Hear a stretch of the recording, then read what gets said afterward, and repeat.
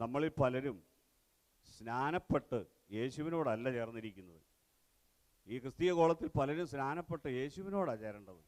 1 കൊരിന്ത്യർ 10 ഈ ഇസ്രായേൽ മക്കൾ കടന്നു വന്നപ്പോൾ, നിങ്ങൾ വായിച്ചേ, എടുത്തോ, ബൈബിള് വായിച്ചോ, എടുത്തോ, 1 കൊരിന്ത്യർ 10 മുതൽ വായിച്ചേ. സഹോദരന്മാരെ, നമ്മുടെ പിതാക്കന്മാർ എല്ലാവരും മേഘത്തിൻ കീഴിലായിരുന്നു. അടുത്ത വാക്യം,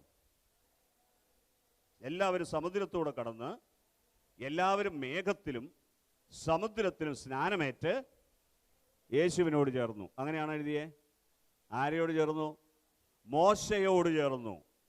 അപ്പം മോശയുടെ ന്യായപ്രമാണം വായിക്കുമ്പോൾ, ആ വചനം പാലിക്കുമ്പോൾ മോശയോട് ചേർന്നവർ അതിനനുസരിച്ച് പ്രതികരിച്ചു കൊണ്ടിരിക്കും.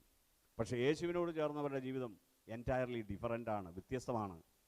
2 കൊരിന്ത്യർ 5:17 പറഞ്ഞു, ഒരുത്തൻ ക്രിസ്തുവിലായാൽ. നമ്മൾ സ്നാനപ്പെട്ടത് യേശുവിനോട് ചേരാൻ വേണ്ടിയാണ്.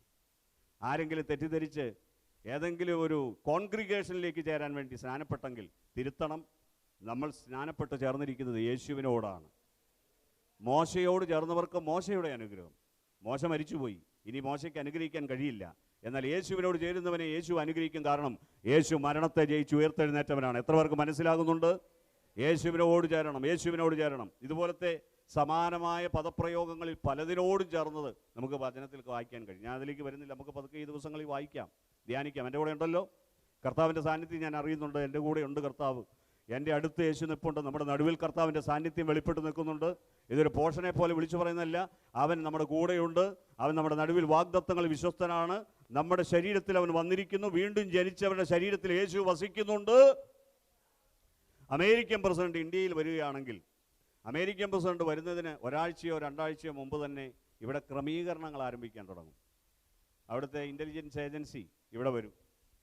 ആരും അറിയാലോ, ചിലപ്പം ഒരു കൈലിമുണ്ടൊക്കെ കൊടുത്ത് അവരിതിലെ തലയെ വട്ടക്കെട്ടൊക്കെ കെട്ടി ചുറ്റി നടക്കുന്നുണ്ടാകാം. എന്തിനാണെന്ന് ചോദിച്ചാൽ ഇവിടുത്തെ കാര്യങ്ങളെ ഒബ്സർവ് ചെയ്യാൻ വരികയാണ്. നിങ്ങൾ എൻ്റെ കൂടെ ഉണ്ടോ? തന്നെയല്ല, അദ്ദേഹം കടന്നു വരുമ്പോൾ അദ്ദേഹത്തിൻ്റെ സ്പെഷ്യൽ ഫ്ലൈറ്റിലാണ് വരുന്നത്. അദ്ദേഹത്തിൻ്റെ കൂടെ അംഗരക്ഷകരുണ്ടാകും. ലോകത്തിലെ ഏറ്റവും മികച്ച ആയുധങ്ങളുമായി അവരുടെ സൈന്യം അദ്ദേഹത്തിൻ്റെ പിന്നാലെ ഉണ്ടാകും.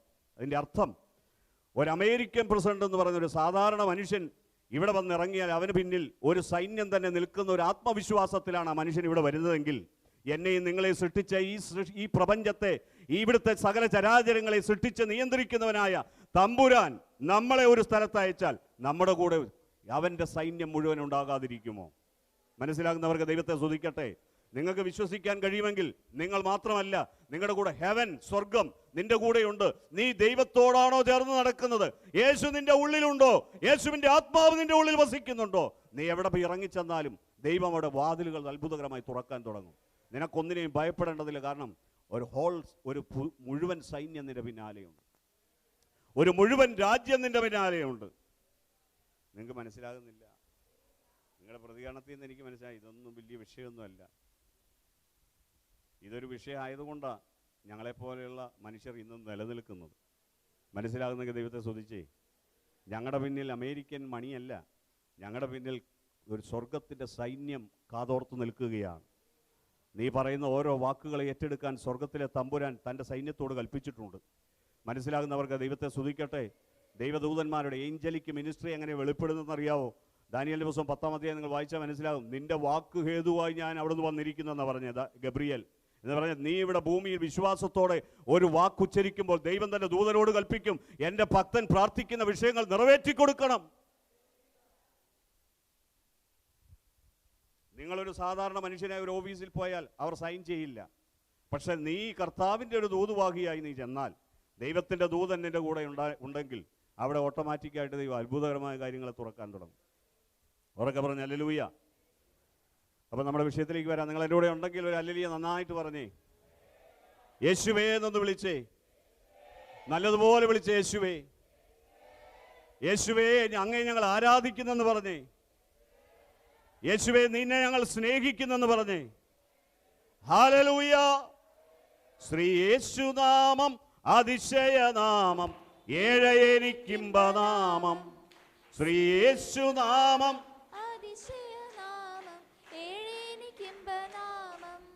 എല്ലാ നാമത്തിലും മേലായ നാമം,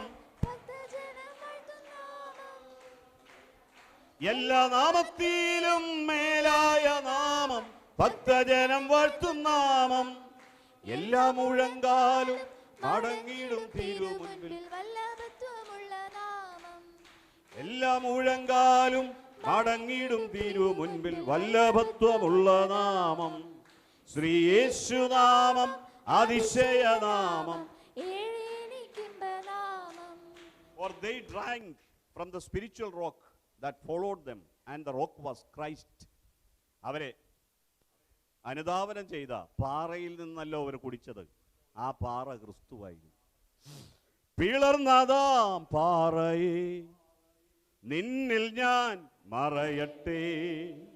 പിളർന്നതാം പാറയെ നിന്നിൽ ഞാൻ മറയട്ടെ. കുഞ്ഞെ, നിന്റെ ജീവിതത്തിൽ സങ്കടം ഉണ്ടാകുമ്പോൾ, നിന്നെ ഭയപ്പെടുത്തുന്ന ഭയാനകമായ ചിന്തകൾ നിന്നെ വേട്ടയാടുമ്പോൾ, നിന്റെ ജീവിതത്തിൽ പ്രതികൂലങ്ങൾ നിറയുമ്പോൾ, നിനക്ക് മറഞ്ഞിരിക്കാനുള്ള ഒരു പാറയാണ് ക്രിസ്തു. നിന്റെ സങ്കടങ്ങളും നിന്റെ വേദനകളും നിന്റെ താഴ്ചകളും നിന്റെ മുറിവുകളും അറിയുന്നവൻ അവൻ മാത്രമാണ്. ഈ പാറയ്ക്കകത്ത് നീ സുരക്ഷിതമായി പാർത്താൽ അവൻ നിന്നെ സുഖപ്പെടുത്തും, അവൻ നിന്നെ അനുഗ്രഹിക്കും. ഈ പാറയിൽ നിന്ന് നിനക്ക് വേണ്ടി ജീവജലത്തിൻ്റെ തീർത്ഥജലം നിന്റെ അകത്തേക്ക് അവൻ ഒഴുക്കിവിടും. കരങ്ങളടിച്ച് ഉണർവോടെ ദൈവത്തെ സ്തുതിക്കാൻ കഴിയുമെങ്കിൽ ദൈവത്തെ ആരാധിക്കുക, മഹത്വപ്പെടുത്തുക. സകല മഹത്വവും അവന് മാത്രം. ഇവിടെ ഒരു മനുഷ്യനും മഹത്വപ്പെടേണ്ട, ഒരു മനുഷ്യനും മഹത്വപ്പെടുവാനുള്ള യോഗ്യതയില്ല. മഹത്വപ്പെടുത്തുവാൻ ഒരുവൻ മാത്രം, നമ്മുടെ കർത്താവായ യേശു മാത്രം. അവൻ ആരാധ്യനാണ്. അവൻ സകല നാമത്തിനും മേലായ നാമമാണ് അവൻ്റെ നാമം. സകല അധികാരത്തിന് മുകളിൽ അവൻ്റെ അധികാരത്തെ ദൈവം നിർത്തിയിരിക്കുക. 35-ാമത്തെ കാര്യം 1 യോഹന്നാൻ 4:10 പറയുന്നു, അവൻ നമ്മുടെ പാപങ്ങൾക്ക് യാഗമായി തീർന്നവനാണ്. Sacrifice for our sins. 36-ാമത്തെ കാര്യം, യേശു നമ്മുടെ രക്ഷകനാണ്, സേവിയറാണ്. ലൂക്കോസ് 2:11, for unto you is born this day in the city of David a saviour who is Christ the Lord. സേവിയറാണ്, നമ്മുടെ രക്ഷകനാണ്. പറഞ്ഞേ, നമ്മുടെ രക്ഷകനാണ്. രക്ഷ ആവശ്യമുള്ളവരൊന്ന് കൈ ഉയർത്തിക്ക്. രക്ഷ ആവശ്യമില്ലാത്തവരൊന്ന് കൈ ഉയർത്തിക്ക്. ഇപ്പം എല്ലാവർക്കും രക്ഷ വേണം. ഏതൊക്കെ രക്ഷ വേണം? സോസോ എന്ന പദമാണ് സാൽവേഷൻ, രക്ഷയ്ക്ക് വേണ്ടി ഉപയോഗിച്ച്. സോസോ എന്ന് പറഞ്ഞാൽ അതിൻ്റെ അർത്ഥം ഒരു ആത്മീയ രക്ഷ തരിക എന്ന് മാത്രമല്ല കുഞ്ഞെ. നിന്റെ ശരീരത്തിന് രക്ഷ ആവശ്യമാണെന്ന് ദൈവത്തിന് അറിയാം. നിന്റെ ശരീരത്തിൽ രോഗം ഇരുന്നുകൊണ്ടൊന്നും നീ സ്വർഗത്തിലോട്ടൊന്നും പോകാൻ പറ്റുന്നില്ല, അല്ലേ? ശരിയല്ലേ ഞാൻ പറഞ്ഞേ?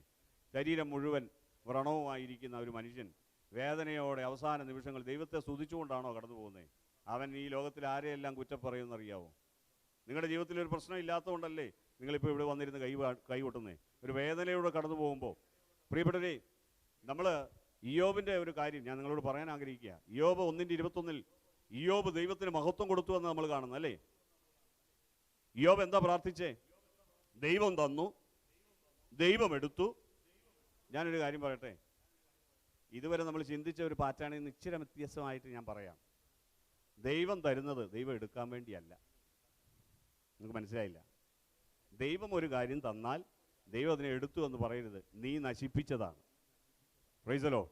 അല്ലെങ്കിൽ നിന്റെ ജീവിതത്തിൽ ദൈവം തന്ന നന്മയെ പിശാച് തകർത്തതാണ്. ഈ വെളിപ്പാട് 41 അധ്യായം വരെ ഇയ്യോബിനില്ല. ഇയ്യോബ് 42-ാം അധ്യായത്തിൽ പറഞ്ഞു, ഞാൻ നിന്നെക്കുറിച്ചൊരു കേൾവി മാത്രമേ കേട്ടിരുന്നുള്ളൂ. ഇപ്പൊ പലരും പറഞ്ഞ കേൾവിയെ ഇയ്യോബിനുള്ളൂ. ദൈവത്തിന് ശരിയായ ഒരു ഡയറക്റ്റ് റെവലേഷൻ കിട്ടിയിട്ടില്ല. നിങ്ങൾ മിണ്ടുന്നില്ല. ഒരു ഡയറക്റ്റ് റെവലേഷൻ കിട്ടിയത് എപ്പോഴാണ്? അവൻ തൻ്റെ ജീവിതത്തിൽ 42-ാം അധ്യായത്തിൽ അവൻ എല്ലാം നഷ്ടപ്പെട്ടതിന് ശേഷം അവൻ ദൈവത്തെ കണ്ടുമുട്ടുകയാണ്. അവിടെ നിന്നെക്കുറിച്ചൊരു കേൾവി മാത്രമേ. ഞാൻ ആ ഭാഗത്തേക്ക് ഒന്ന് വരാം. ഇയ്യോബിൻ്റെ പുസ്തകം 42-ാം അധ്യായം 1 മുതൽ 1 താഴോട്ട് വായിച്ച്. ഞാനിത് പ്രസംഗിച്ചു പോയാൽ നിങ്ങൾ കേട്ടേച്ച് പോവുള്ളൂ. നിങ്ങളെയും കൂടെ എന്തെങ്കിലുമൊക്കെ ഹോംവർക്ക് തരാം. ഇയ്യോബ് 42-ാം അധ്യായം വായിച്ചേ 1 മുതൽ. അതിന് ഇയ്യോബ് യഹോവയോട് എടുത്തില്ല. ഇയ്യോബ് എവിടെയാ? നിനക്ക് സകലവും കഴിയുമെന്നും നിന്റെ ഉദ്ദേശമെന്നും അസാധ്യമല്ലെന്ന് ഞാൻ അറിയുന്നു. അറിവ് കൂടാതെ ആലോചനയെ മറിച്ചു കളയുന്നവർ ഇവൻ ആര്? അങ്ങനെ എനിക്ക് അറിഞ്ഞുകൂടാതെ വണ്ണം അത്ഭുതമേറിയത് ഞാൻ തിരിച്ചറിയാതെ പറഞ്ഞുപോയി. കേൾക്കണമേ, ഞാൻ സംസാരിക്കും. ഞാൻ നിന്നോട് ഗ്രഹിക്കും, എന്നെ ഗ്രഹിപ്പിക്കണമേ. ഞാൻ നിന്നെക്കുറിച്ചൊരു കേൾവി മാത്രമേ കേട്ടിരുന്നുള്ളൂ, ഇപ്പോഴോ എൻ്റെ കണ്ണാൽ ഞാൻ നിന്നെ കാണുന്നു. അപ്പോൾ ശരിയായ വെളിപ്പാട് കാണാനും കേൾക്കാനും ശരിക്കും കഴിയുന്നതോടുകൂടിയാണ്.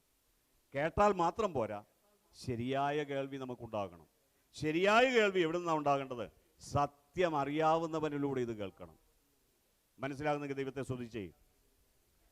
അപ്പം യേശുവിനെ കുറിച്ച് പറയുന്ന പേരുകൾ കേൾക്കാം. 36 രക്ഷകനാണ്. 37 സൺ ഓഫ് മാൻ ആണ് യേശു. ലൂക്കോസ് 19:10 മനുഷ്യപുത്രൻ വന്നത് നഷ്ടപ്പെട്ടതിനെ കണ്ടെത്തി രക്ഷിക്കാൻ വേണ്ടിയാണ് എന്ന് ദൈവവചനം പറയുന്നു. 38 കാര്യം son of the most high, അത്യുന്നതനായ ദൈവത്തിന്റെ പുത്രൻ, അത്യുന്നതനായവൻ. ലൂക്കോസ് 1:32 supreme creator of over all, എല്ലാത്തിൻ്റെയും ഉപരിയായി, സകലത്തിൻ്റെയും മുകളിൽ, സകലത്തിൻ്റെയും സൃഷ്ടാവായ ദൈവമെന്ന് യേശുവിനെ കുറിച്ച് കൊലോസ് ലേഖനം 1:16-17 വാക്യങ്ങൾ പറയുന്നു. യേശു തന്നെ പുനരുത്ഥാനവും ആകുന്നുവെന്ന് യോഹന്നാൻ 11:25 പറയുന്നു. യേശു ആടുകളുടെ വാതിലാണ് എന്ന് യോഹന്നാൻ 10:9 പറയുന്നു. യേശു വഴിയാണ് എന്ന് യോഹന്നാൻ 14:6 പറയുന്നു. യേശു വചനമാണ് എന്ന് യോഹന്നാൻ 1:1 പറയുന്നു. യേശു സത്യമാണെന്ന് യോഹന്നാൻ 8:32 പറയുന്നു. സത്യം നിങ്ങൾ അറിയുകയും സത്യം നിങ്ങളെ സ്വതന്ത്രരാക്കുകയും ചെയ്യും. Price the Lord. ഉറക്കെ പറഞ്ഞ hallelujah. 46 he is the victorious one. Revelations 3:21, വെളിപ്പാട് 3:21 അവൻ ജയാളിയായവനാണ്. 47 കാര്യം 47 മുതൽ 50 വരെ നമുക്ക് ഒരേ വാചകം തന്നെ. യെശയ്യാവ് 9:6 അവൻ അത്ഭുത മന്ത്രി, വീരനാം ദൈവം, നിത്യപിതാവ്, സമാധാന പ്രഭു എന്ന് വിളിക്കപ്പെടും. അല്ലേ? എന്തൊരു സൈലൻസ് ആണെന്ന് നോക്കി. എല്ലാവരും പഠിക്കുകയാണോ? ഇവിടെ നോക്കി ഒരു ഹല്ലേലൂയ പറഞ്ഞ്. അപ്പം നമുക്ക് വീണ്ടും നമ്മൾ യേശുവിനെ കുറിച്ച് വേദപുസ്തകത്തിൽ പറഞ്ഞിരിക്കുന്ന യഹോവ എന്ന നാമവുമായി ബന്ധപ്പെട്ട ചില നാമങ്ങളെ പരിചയപ്പെടാം. വേഗം ഞാൻ പറഞ്ഞു പോവുക. ഇതെല്ലാം നമ്മൾ ഡീറ്റെയിൽഡ് ആയിട്ട് പഠിക്കാൻ പോവുകയാണ്. പഠിക്കാൻ എത്ര പേരുണ്ടാവും ഈ ദിവസങ്ങളിൽ?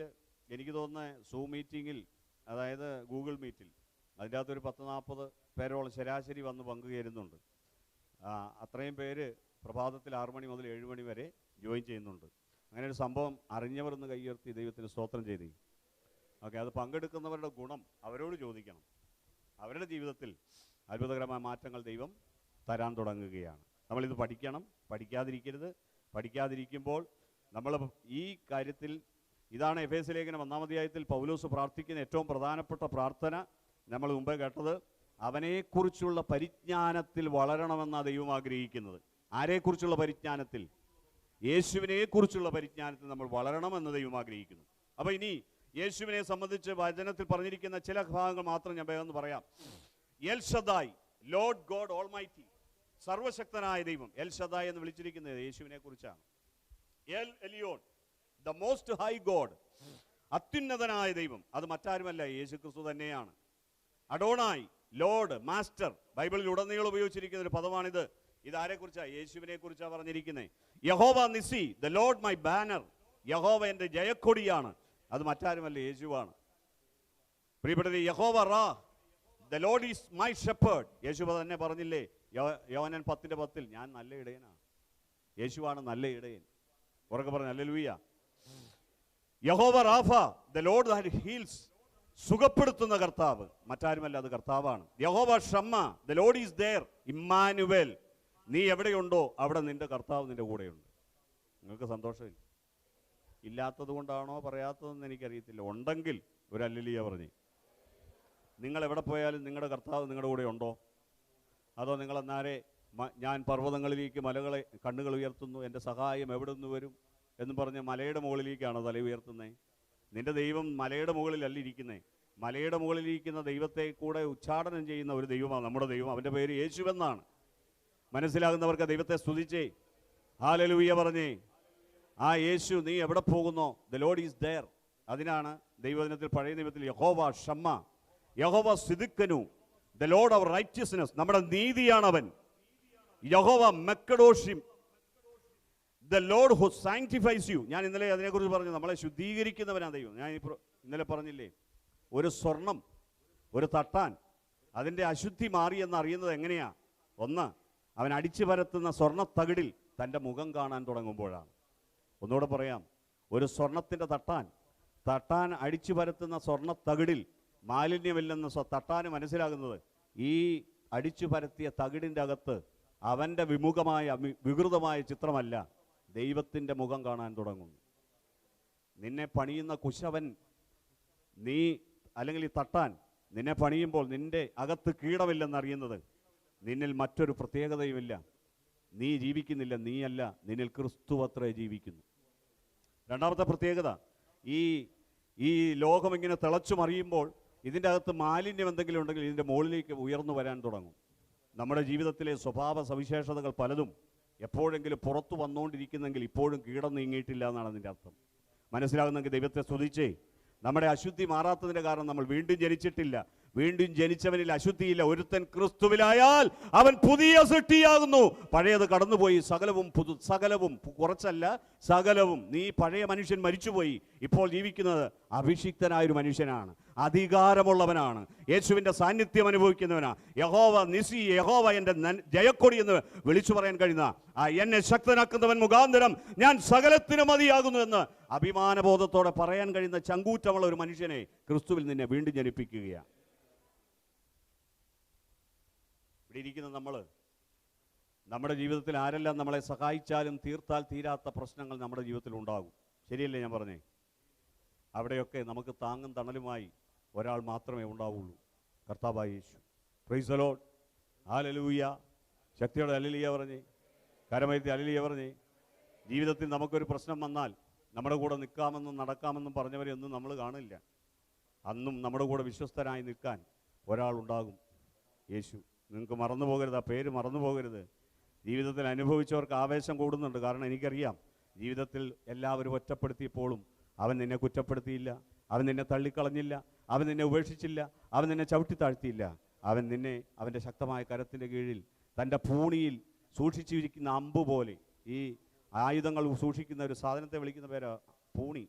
ഇതിൻ്റെ പുറത്തിങ്ങനെ തൂക്കുന്ന ഒരു സാധനമാണ് അല്ലേ പണ്ടത്തെ കാലത്തെ യുദ്ധം. ഇന്നിപ്പോൾ അങ്ങനെയല്ല പ്രിയപ്പെട്ടവരെ. അങ്ങനെ നിന്നെ മിനുക്കി വെച്ച അമ്പ് പോലെ അവൻ തൻ്റെ ആയുധപ്പുരയിൽ സൂക്ഷിച്ചിരിക്കുക, തക്ക സമയത്ത് എടുത്ത് നിന്നെ ഉപയോഗിക്കാൻ വേണ്ടിയാണ്. മനസ്സിലാകുന്നെങ്കിൽ ദൈവത്തെ സ്തുതിച്ചേ, ഹല്ലേലൂയ പറഞ്ഞേ.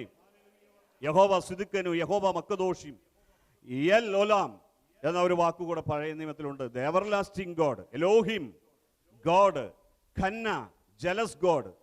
ദൈവത്തെക്കുറിച്ച് ജലസ് ഗോഡ് എന്ന് ബൈബിളിൽ പറഞ്ഞിരിക്കുന്നത് തീഷ്ണതയുള്ള ദൈവമാണെന്ന്.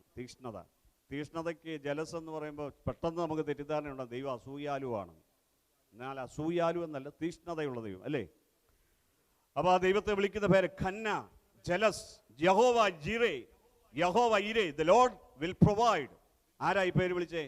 എപ്പോഴും പറഞ്ഞു കേട്ടിട്ടില്ലേ? അബ്രഹാം എപ്പോഴാണ് വിളിച്ചേ? മോറിയാമലയുടെ മുകളിൽ മോറിയാമലയുടെ മുകളിൽ തൻ്റെ മകനായ ഇസഹാക്കിനെ യാഗം കഴിക്കാൻ ദൈവം ആവശ്യപ്പെട്ടതിന് പ്രകാരം മലയുടെ മുകളിൽ കയറുമ്പോൾ അവൻ താഴെ നിന്ന് മകൻ ചോദിക്കുന്നൊരു ചോദ്യമുണ്ട്. അപ്പാ, കത്തിയുണ്ട്, വിറകുണ്ട്, യാഗമൃഗം എവിടെ? അദ്ദേഹം പറയുന്ന മറുപടി, ദൈവം കരുതിക്കൊള്ളും. എനിക്ക് നിങ്ങളോട് പറയാനുള്ള ഒരു കാര്യം, നിങ്ങൾക്ക് ഈ പേര് നല്ലപോലെ അറിയാമെങ്കിൽ the Lord will provide. Provision എന്നാണ് നമുക്ക് തരുന്ന ദൈവത്തിൻ്റെ പ്രൊവിഷൻ അല്ലേ, ദാനങ്ങൾ. നമുക്ക് ആവശ്യമായ സമയത്ത് ദൈവം തരുന്നതിനെ വിളിക്കുന്ന പേരാണ് പ്രൊവിഷൻ. നമ്മൾ വീട്ടിൽ ഇപ്പോൾ ഹമാസിൻ്റെ യുദ്ധം നടന്നുകൊണ്ടിരിക്കുന്ന ആ സ്ഥലത്ത് പാലസ്തീൻ ജനത അനുഭവിക്കുന്ന വേദന, അവരുടെ വീടുകളിൽ അവർ സ്വസ്ഥമായി പാർക്കുമ്പോൾ പെട്ടെന്നൊരു ബോംബ് വന്ന് വീഴുക. ചിലർ കല്ലിനടിയിൽ, മണ്ണിനടിയിൽ, കോൺക്രീറ്റിനടിയിൽ, പലരും മരിച്ചു പോകുന്നു. വീട്ടിൽ നിന്ന് ഒരു നേരത്തെ ആഹാരത്തിന് പോലും സാധനം എടുക്കാൻ പറ്റുന്നില്ല. കയ്യിൽ കരുതിയിരുന്ന പണമോ സർട്ടിഫിക്കറ്റോ എടുക്കാൻ പറ്റുന്നില്ല, സമയമില്ല, എല്ലാം തകർന്നു വീഴുകയാണ്. പ്രിയപ്പെട്ട സഹോദര, ഇവർ ഇതിനു മുമ്പ് ഒരുപാട് കാര്യങ്ങൾ കരുതി സൂക്ഷിച്ചിട്ടുണ്ടാകാം, പക്ഷെ ആ സമയത്തൊന്നും എടുക്കാൻ കഴിയുന്നില്ല. കുഞ്ഞെ, നിന്റെ ജീവിതത്തിൽ ബാങ്കിൽ എത്ര ബാലൻസ് ഉണ്ടെങ്കിലും ദൈവം എന്ന പ്രൊവൈഡർ നിന്റെ കൂടെ ഇല്ലെങ്കിൽ നിനക്കൊന്നും ചെയ്യാൻ കഴിയില്ല. മനസ്സിലാകുന്നെങ്കിൽ ദൈവത്തെ സ്തുതിച്ചേ. Is the great provider. Provide എന്ന് പറഞ്ഞാൽ പ്രൊവിഷൻ എന്ന് ഞാൻ പറഞ്ഞല്ലോ. പ്രൊവിഷൻ എന്നതിനെ രണ്ടായി തിരിച്ചാൽ പ്രൊവിഷൻ എന്ന് പറഞ്ഞാൽ നിനക്ക് എന്ത് ആവശ്യമുണ്ടെന്ന് നീ കാണുന്നതിന് മുമ്പേ സ്വർഗത്തിലെ തമ്പുരാൻ കാണുന്നവനാണെന്ന് അതിൻ്റെ അർത്ഥം. There is a vision. അവൻ നിന്നെക്കുറിച്ച് കരുതുന്നവനാണ്. നിനക്ക് ജീവിതത്തിൽ നിന്റെ കുഞ്ഞുങ്ങൾക്ക് വേണ്ടി നീ കരുതിയില്ലെങ്കിൽ അവൻ സ്വർഗത്തിൽ കരുതിയിട്ടുണ്ട്. നിങ്ങൾ മിണ്ടുന്നില്ല. നമ്മുടെ ജീവിതത്തിൽ ആവശ്യമായ ധനം അവൻ ശേഖരിച്ചിട്ടുണ്ട്. അവൻ തക്ക സമയത്ത് നിനക്ക് വേണ്ടി റിലീസ് ചെയ്യാൻ പോവുകയാണ്. അവൻ്റെ കരങ്ങളിൽ നിന്റെ ആരോഗ്യമുണ്ട്, അവൻ്റെ കരങ്ങളിൽ നിനക്ക് സൗഖ്യമുണ്ട്.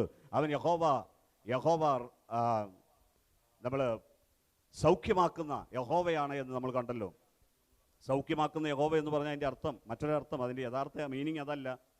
നമ്മൾക്ക് രോഗം വരുമ്പോൾ ചികിത്സിച്ച് സുഖപ്പെടുത്തുന്ന ദൈവമെന്നല്ല, രോഗം വരാതെ നമ്മളെ പ്രതിരോധശേഷി തന്ന് അനുഗ്രഹിക്കുന്ന ദൈവമാണെന്നാണ് അതിൻ്റെ ശരിയായ ട്രാൻസ്ലേഷൻ നമുക്ക് മനസ്സിലാക്കാൻ കഴിയുന്നു. ഇവിടെ ഇരിക്കുന്ന നിങ്ങൾ കഴിഞ്ഞ നാളുകളിൽ ഹോസ്പിറ്റലിൽ പോകാതിരുന്നവർ ഒന്ന് കൈയുയർത്തിക്കും. ഹോസ്പിറ്റലിൽ പോയി അഡ്മിറ്റായി കിടക്കേണ്ടി വരാത്തവർ, നിങ്ങളിപ്പോൾ കൊറോണയുടെ വാക്സിൻ എടുക്കാൻ വേണ്ടി ചിലപ്പോൾ പോയിട്ടുണ്ടാകാം, അല്ലെ വേറെ എന്തെങ്കിലും ആരെയെങ്കിലും കാണാൻ വേണ്ടി ഹോസ്പിറ്റലിൽ, പക്ഷെ നിങ്ങളെ ഹോസ്പിറ്റലിൽ കൊണ്ടുപോയി അഡ്മിറ്റ് ചെയ്യാതെ വർഷങ്ങളോളം സൂക്ഷിച്ചവർ ഒന്ന് കൈ ഉയർത്തി ദൈവത്തെ സ്തുതിച്ചേ. ഈ ഉയർത്തപ്പെട്ട കരങ്ങൾ ഇങ്ങനെ ഉയർത്തിയതിൻ്റെ കാരണം എന്താണെന്നറിയാവോ? നിങ്ങൾക്ക് വേണ്ടി അവൻ കരുതിയവനായതുകൊണ്ടാണ്. നിങ്ങൾക്ക് നന്ദിയുണ്ടെങ്കിൽ ദൈവത്തെ സ്തുതിച്ച് ദൈവത്തെ കരങ്ങളടിച്ച് ദൈവത്തെ മഹത്വപ്പെടുത്തിയാട്ടെ. ഞാൻ ഇയ്യോബിനെ കുറിച്ച് പറഞ്ഞു. ഇയ്യോബിനെ കുറിച്ച് പറഞ്ഞപ്പോൾ ഇയ്യോബ് 1:21 പറഞ്ഞു, ദൈവം തന്നു, ദൈവം എടുത്ത്, ദൈവനാമം മഹത്വപ്പെടുത്തി. അദ്ദേഹത്തിൻ്റെ കാഴ്ചപ്പാട് പലർക്കും ഇന്നുണ്ട്. നിങ്ങൾക്കത് വേണ്ട, അത് തിരുത്തണം. കാരണം എബ്രായ ലേഖനം 1:1 പറയുന്നത്, ദൈവം പണ്ട് ഭാഗം ഭാഗമായും വിവിധമായും നമ്മുടെ പിതാക്കന്മാരോട് അരുളി ചെയ്തിട്ട്, എന്ന് പറഞ്ഞാൽ പാർഷ്യലായ ചില ഭാഗികമായ റെവലേഷൻസ്, വെളിപ്പാടുകൾ മാത്രമേ നമ്മുടെ പിതാക്കന്മാർക്കുണ്ടായിരുന്നു. മനസ്സിലാകുന്നുണ്ടല്ലോ? ഇയ്യോബ് വേദപുസ്തകത്തിലെ ആദ്യത്തെ ഗ്രന്ഥം. ഇതുപോലെ ഓരോ മനുഷ്യൻ്റെയും വികലമായ കാഴ്ചപ്പാടുകൾ പലതും സൂപ്പർസ്റ്റിഷൻസിനായി മാറിയത് നമുക്ക് വേദപുസ്തകത്തിൽ നിന്ന് മനസ്സിലാക്കാൻ കഴിയും. അന്ധവിശ്വാസങ്ങളായി മാറിയത്, അതിനെയെല്ലാം ദൈവം പൊളിച്ചെഴുതിയത് യേശുവിലൂടെയാണ്. അതൊന്ന് പൊളിച്ചെഴുതണ്ടേ നമുക്ക്? ഹല്ലേലൂയ. ഇയ്യോബ് വിശ്വസിച്ചത് തൻ്റെ മക്കള് യാത്ര ചെയ്യുമ്പോഴൊക്കെ അവർ പാപം ചെയ്തിട്ടുള്ളത് കൊണ്ട്, പാപം ചെയ്യുന്ന യാത്രയിലിടയിൽ എവിടെയെങ്കിലും തീ സ്വർഗത്തിൽ നിന്ന് പുറപ്പെട്ട് അവരെ നശിപ്പിക്കും, കാറ്റ് വന്ന് അവരെ വിഴുങ്ങും, അവരുടെ ആടുമാടുകളെ കള്ളന്മാർ വന്ന് കൊണ്ടുപോകും. ഇതൊക്കെയായിരുന്നു ഇയ്യോബിൻ്റെ മനസ്സിലെ തെറ്റിദ്ധാരണകൾ. അതുകൊണ്ട് അദ്ദേഹം എന്ത് ചെയ്യുമായിരുന്നു? സ്ഥിരമായി ഹോമയാഗം കഴിക്കുമായിരുന്നു. കുഞ്ഞെ, നിന്റെ തലമുറകളെക്കുറിച്ച് ദൈവത്തിന് കരുതലുള്ളവനാണ്. നിന്റെ കുഞ്ഞുകുട്ടി പരാധീനങ്ങളെക്കുറിച്ച് ദൈവം കരുതലുള്ളവനാണ്. അവൻ 1000 തലമുറ വരെ കരുണ കാണിക്കുന്ന ദൈവമാണ്. പുറപ്പാട് 20:5 നമ്മൾ കാണുന്നത് 3ഉം 4ഉം തലമുറ വരെ നിന്നെ സന്ദർശിക്കുന്ന ദൈവമാണെന്നാണ്. നമുക്കതിൻ്റെ ഒറ്റ ട്രാൻസ്ലേഷനേ അറിയത്തുള്ളൂ, ഒറ്റ വ്യാഖ്യാനമേ അറിയത്തുള്ളൂ. എന്താ? നമ്മളെ ശിക്ഷിക്കാൻ വേണ്ടി അടുത്ത തലമുറയിൽ വരുമെന്നാണ്. നിങ്ങൾ ഇസ്രായേൽ ജനത്തോട് പറഞ്ഞ കാര്യമാണിതെന്ന് ചിന്തിക്കുക. ഇസ്രായേൽ ജനത്തിൽ ആ തലമുറയിൽ അനേകർ വിഗ്രഹാരാധനയിൽ മുഴുകി. അവർ ദൈവത്തെ മറന്നു കളഞ്ഞു. അവർ ദൈവത്തിനെതിരെ മത്സരിച്ചു. ദൈവം നിർത്തിയ നേതൃത്വത്തോട് അവർ പിണങ്ങി മത്സരിച്ചു. അവരെക്കാൾ ഉന്നതരാണെന്ന് അവർ കരുതി. പക്ഷെ സ്വർഗം ആ തലമുറയിൽ പലരെ ശിക്ഷിച്ചെങ്കിലും അടുത്ത തലമുറയെ ദൈവം കനാനിൽ കടത്തുന്നതാണ് കാണുന്നത്. 3ഉം 4ഉം തലമുറ വരെ ശിക്ഷിക്കുന്ന ദൈവമാണെങ്കിൽ അടുത്ത 4 തലമുറ അവിടെ പ്രവേശിക്കാതിരിക്കാൻ ദൈവം തടയുമായിരുന്നു. നിങ്ങൾക്ക് വല്ലതും മനസ്സിലായോ എന്ന് എനിക്കറിയില്ല. Hallelujah, hallelujah.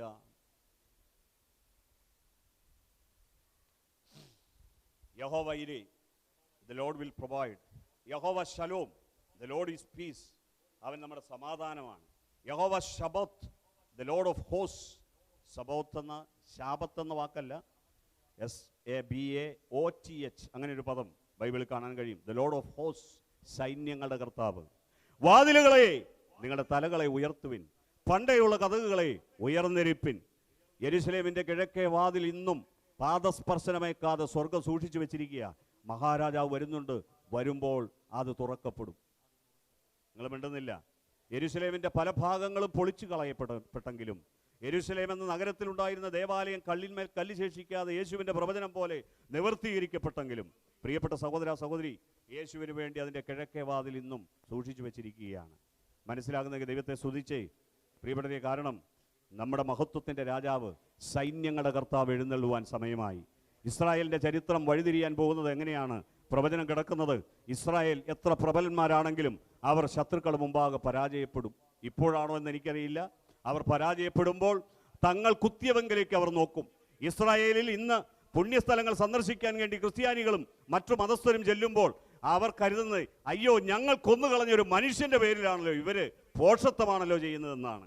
പക്ഷേ അവർ മനസ്സിലാക്കാൻ പോവുകയാണ്, എപ്പോഴാണ് അവർക്ക് 1948 ഇസ്രായേൽ എന്ന രാജ്യം രൂപീകൃതമാകുന്നതിൻ്റെ ഒരു കാരണം, അന്ന് അവരുടെ റബ്ബിമാരെല്ലാം കൂടെ കൂടിയിരുന്ന് ആലോചിച്ചു. തങ്ങൾ 2000 വർഷം മുമ്പ് കൊന്നുകളഞ്ഞ യേശുവിനെ കുറിച്ച് ദൈവത്തിൻ്റെ സന്നിധിയിൽ അവർ മാപ്പ് ചോദിച്ചു. അന്നാണ് അവർക്ക് ഇസ്രായേൽ എന്ന രാജ്യം അവർക്ക് രൂപീകൃതമാകുന്നത്. ഇവിടെ ചരിത്രമെല്ലാം നന്നായിട്ട് പഠിക്കണം. അപ്പോൾ ഇന്ന് ഇസ്രായേൽ രാജ്യം പ്രബലപ്പെട്ട് നിൽക്കുന്നെങ്കിലും അവർ ഈ ലോകത്തിലെ ഏറ്റവും ശക്തന്മാരായ സൈന്യം എന്നറിയപ്പെടുന്നുണ്ടെങ്കിലും ഒരു ദിവസം അവർ പരാജയപ്പെടും. അവർക്ക് രക്ഷപ്പെടാൻ കഴിയാത്തവണ്ണം വേദനിക്കുമ്പോൾ മധ്യാകാശത്തിൽ നിന്ന് യേശു തൻ്റെ പ്രാണപ്രിയരെ ചേർത്തതിന് ശേഷം അവൻ മടങ്ങി വന്ന് ഈ ഭൂമിയിലേക്ക് വരും. അവൻ തൻ്റെ വായിലെ ശ്വാസത്താൽ അവരുടെ ശത്രുക്കളെ ഒടുക്കിക്കളയും എന്നാണ് തിരുവചനം നമ്മളെ പഠിപ്പിക്കുന്നത്. എത്ര പേർക്ക് മനസ്സിലാകുന്നുണ്ട്? സ്നേഹിത സഹോദര, നിങ്ങളുടെയും എൻ്റെ ജീവിതത്തിൽ ജയാളിയായി നിൽക്കുന്നതിൻ്റെ കാരണം നമുക്ക് വേണ്ടി യുദ്ധം ചെയ്യാൻ ദൈവം തൻ്റെ സൈന്യത്തോട് കൽപ്പിച്ചിരിക്കുന്നത് കൊണ്ടാണ്.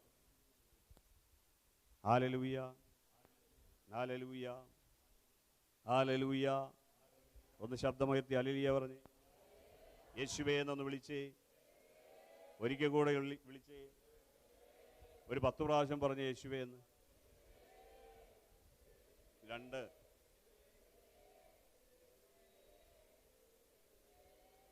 ഇത് ബൈബിളിന് വിരുദ്ധമായ എന്തെങ്കിലും ആണോ ഞാൻ പറഞ്ഞേ?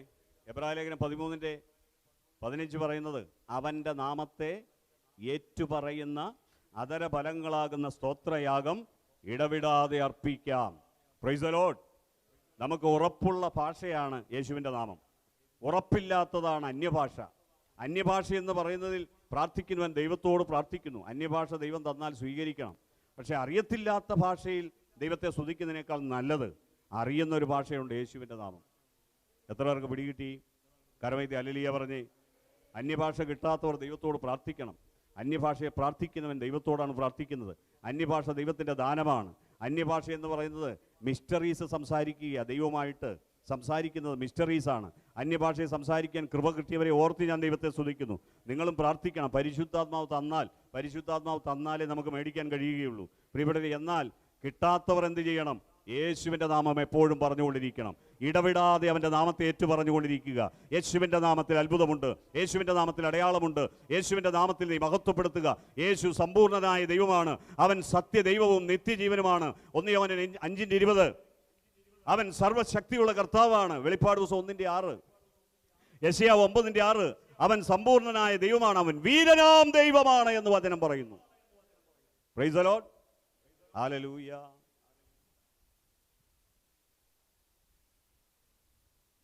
അപ്പം ഞാൻ ഒത്തിരി വേഗതയിൽ പോകുന്നുണ്ടെന്ന് എനിക്ക് തന്നെ അറിയാം. അതിൻ്റെ കാരണം നിങ്ങളെ ഞാൻ കാണുന്നത് 52 ആഴ്ചയിലല്ലേ. 52 ആഴ്ചയിൽ ഒരാളുടെ വിവാഹമോ ഒരാളുടെ മരണാടക്കമോ വന്നു കഴിഞ്ഞാൽ പിന്നെ അതിൻ്റെ പുറകെ പോകും. അപ്പോൾ 52 മൈനസ് എത്രയെന്ന് കുറച്ച് നോക്കിക്കോണം. പിന്നെ ഒരു ദിവസം രാവിലെ ഭൂതം പിടിച്ചാൽ അന്ന് ഞായറാഴ്ച ആരാധനയ്ക്ക് വരില്ല. പിന്നെ അന്ന് രാവിലെ എന്തെങ്കിലും ഒരു തലവേദനയോ എന്തെങ്കിലും വിഷമം തോന്നിയാൽ പിന്നെ വരില്ല. അങ്ങനെ പല ആഴ്ചകളും നഷ്ടപ്പെട്ട് പിന്നെ ആകെപ്പാടെ കുറച്ച് ആഴ്ചകളെ ഒരു വർഷത്തിൽ. അതിനോടകം പറയേണ്ടതെല്ലാം പറയാനുള്ള ഒരു വിമ്മിഷ്ടം എൻ്റെ ഉള്ളിൽ കിടക്കുകയാണ്. കാരണം എൻ്റെ ജനം എന്നെ അറിയുന്നില്ല.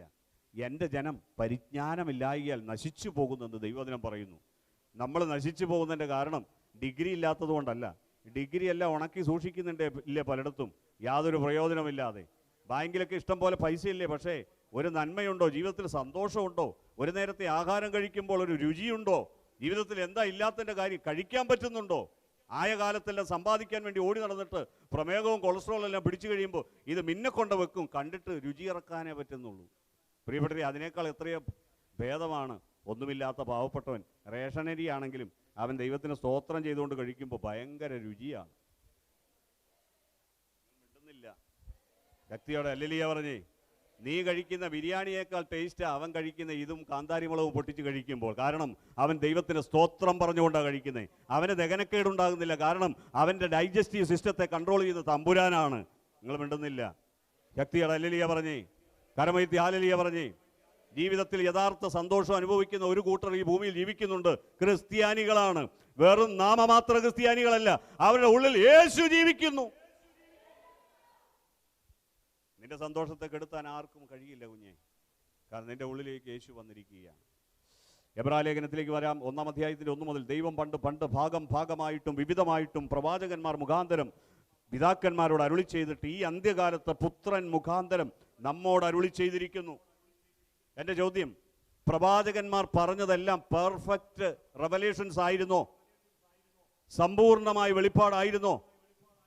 നിങ്ങൾ മിണ്ടുന്നില്ല. ഞാനിപ്പോൾ പ്രസംഗിച്ചു വെച്ചു. പ്രവാചകന്മാർക്ക് ഭാഗമായിട്ടുള്ള വെളിപ്പാടേ ഉണ്ടായിരുന്നുള്ളൂ. എന്ന് പറഞ്ഞാൽ സമ്പൂർണമായൊരു വെളിപ്പാട് അവർക്കില്ലായിരുന്നു. ഇനി ദൈവം എന്താ നമ്മളോട് പറയാൻ ആഗ്രഹിക്കുന്നത്? ഈ അന്ത്യകാലത്ത്, പറഞ്ഞേ അന്ത്യകാലത്ത്, ഇതൊരു അന്ത്യകാലമാണ് അല്ലേ?